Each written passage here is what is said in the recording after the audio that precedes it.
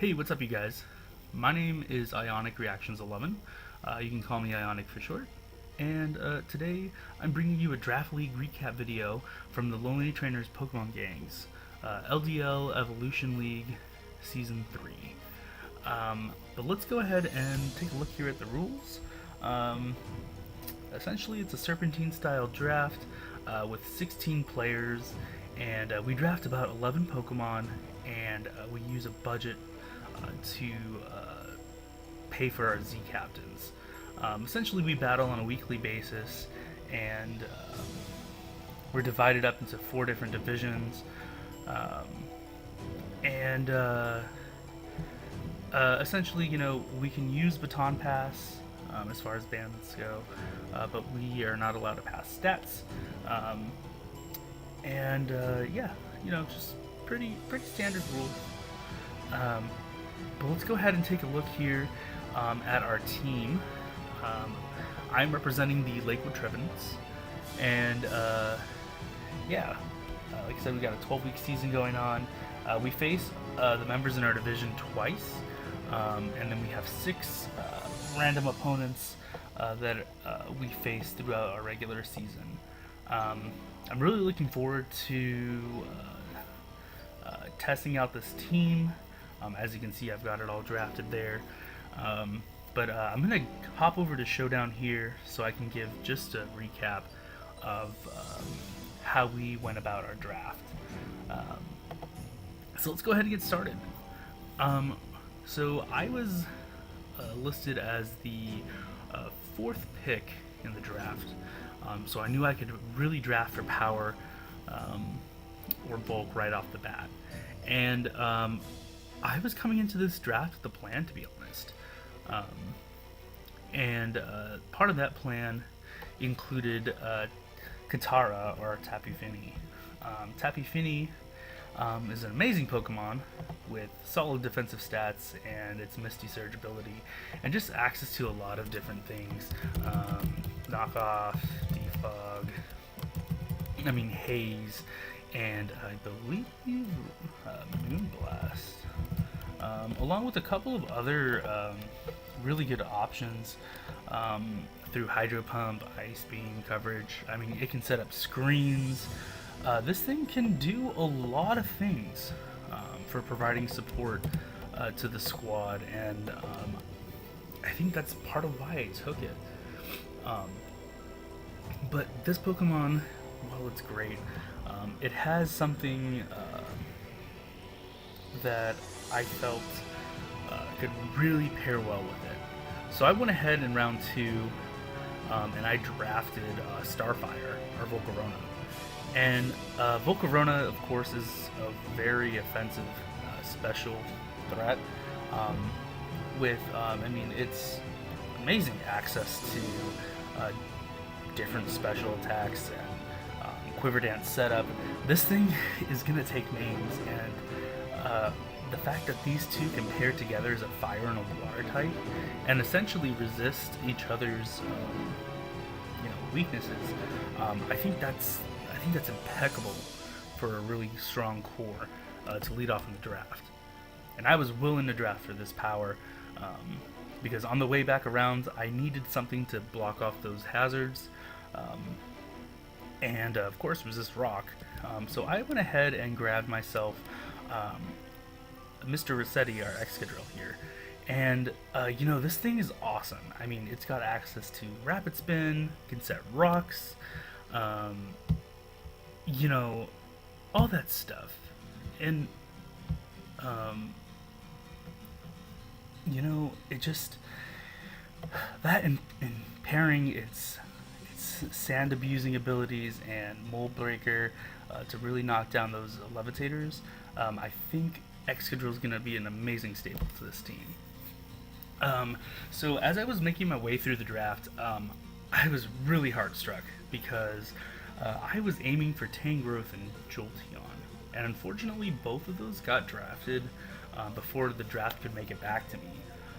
So I happened to panic, like anyone would, and I went ahead and drafted my Mega, and we've got Rita Repulsa, the Mega Glalie, here, and this thing is just fantastic. I mean, access to all sorts of things. I mean, earthquake, freeze dry, ice shard. I mean, it's got some really solid priority there with that to help it out. But also that refrigerate boost is amazing. I mean, especially if you want to explode in someone's face, or rock out a facade if someone tries to inflict status, or just bust out the frustration or the return.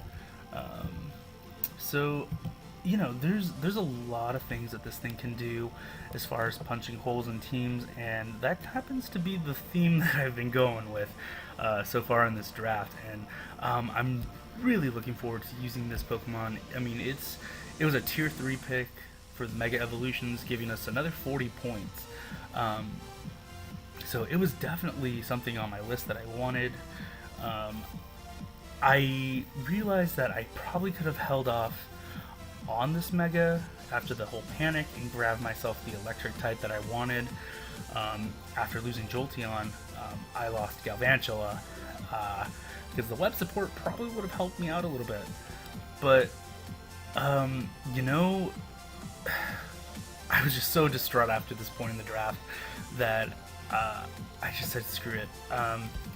So I started looking at other electric types, and I ended up looking at Zapdos in tier 1, and honestly the 180 points for that thing, while it's Zapdos, of course, it did not feel like it would be sufficient enough for me to want to justify drafting it at that price. So I went ahead and made a compromise, and I drafted a dragon type to round off the Fairy Dragon Steel Core. And we've picked up Daenerys or Hydreigon. Hydreigon is a fantastic Pokemon, having access to U-turn, but also just an amazing amount of coverage as far as like dragon and water and fire and fighting and dark. I mean, this thing is pretty darn impressive. And I used this back in season 6 of LDL, and I've loved to use this thing, and I look forward to using it for the rest of the season now. But I was looking at these Pokemon, and I was getting a little concerned about some type disadvantages, so I went ahead and drafted a Psychic type that could also provide me a pivot, but also support. And we went with Ruby Rose the Mesprit. Mesprit is amazing, just because of how much utility this thing can pack. It's also a U-turner. It gives me access to screens, knockoff, Thunder Wave, all sorts of stuff. And the cool thing is that this thing can be either a defensive variant, or I could go on the offensive. I know it's 80s based speed, but those attack stats and those defense stats are nothing to joke about. So just looking at that, I really enjoyed picking this Pokemon. I've seen it used in previous draft leagues, and I thought that I needed it, and it was a pretty affordable type to get my hands on. So with that said, I was looking at everything, and I said, the speed tiers are looking kind of similar here, and I need to go to the extremes. So I went ahead and I drafted another really good typing for covering some weaknesses, and I picked up Morrigan, our Crobat, who honestly is pretty cool too. Again, I get that U-turn access again to be able to pivot into something that I need to address a threat. But also just having access to all of these moves that I can get, as far as being a fast taunt user or something like that, it's got its work cut out for it. So, looking at it all,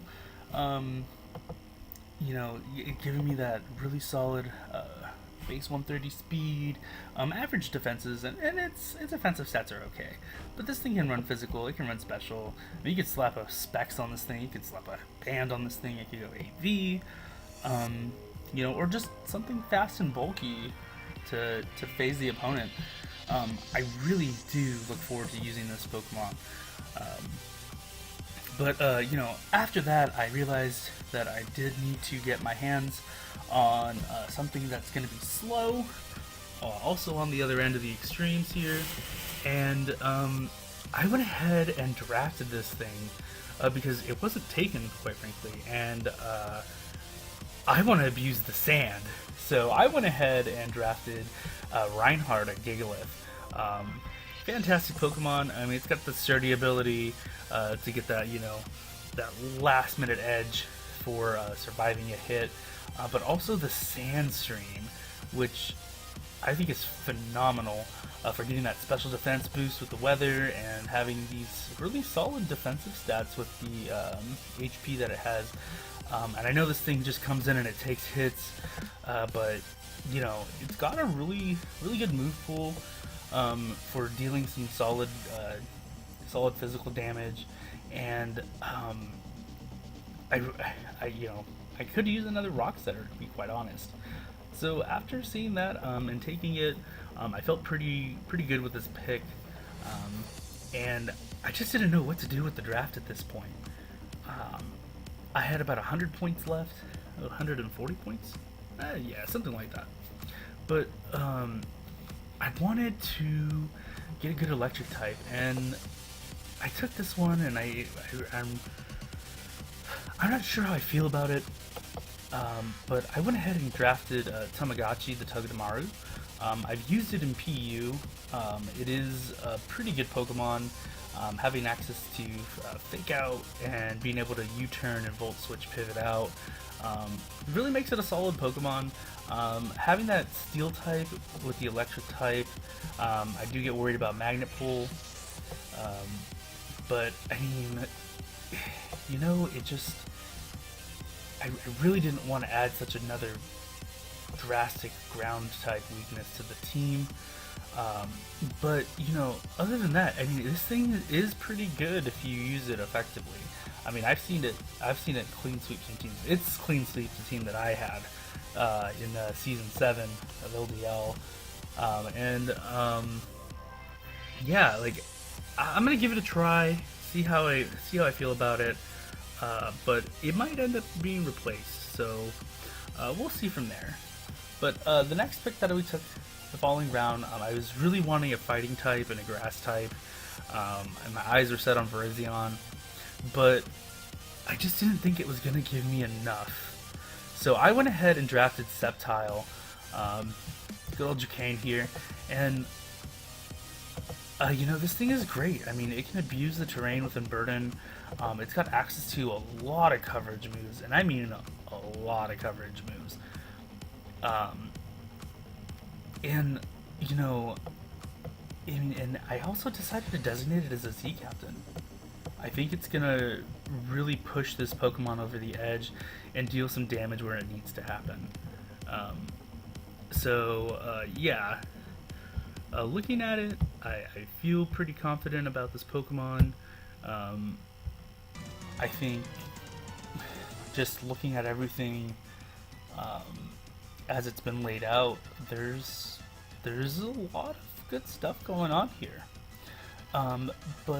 Lastly, I went and drafted another PU Inspirational Mon because I really needed a pivot, and I realized I doubled up on a type, two types.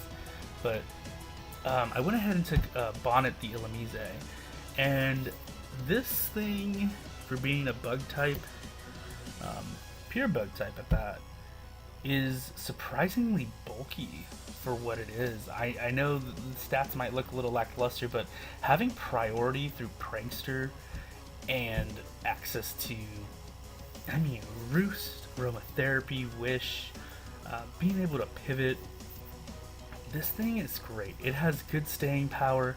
I think it's exactly what I needed for, typing coverage for my Pokemon, but also, just, how could I say it? Just giving that added support where it needs it. I think it's a great cleric Pokemon, and Prankster will do its work. But yeah, overall, I think this is pretty much the team for EVO Season 3, and I look forward to putting it into play. I really do. Um, and speaking of which, I will say too that I will be uploading the PU off-season league. We've got quite the journey to put out there, so keep in tune for that. That should be rolling out with the first video sometime next week, and we'll lay out everything for people to see. But yeah, in the meantime, I just want to thank you guys for tuning in and checking out my video. Feel free to look up the Lonely Trainers Pokemon Gang on Facebook or Discord or Twitter. Give us a like and support us. And, we're a great group of people to get to know and, play some Pokemon. That's what we're all here for.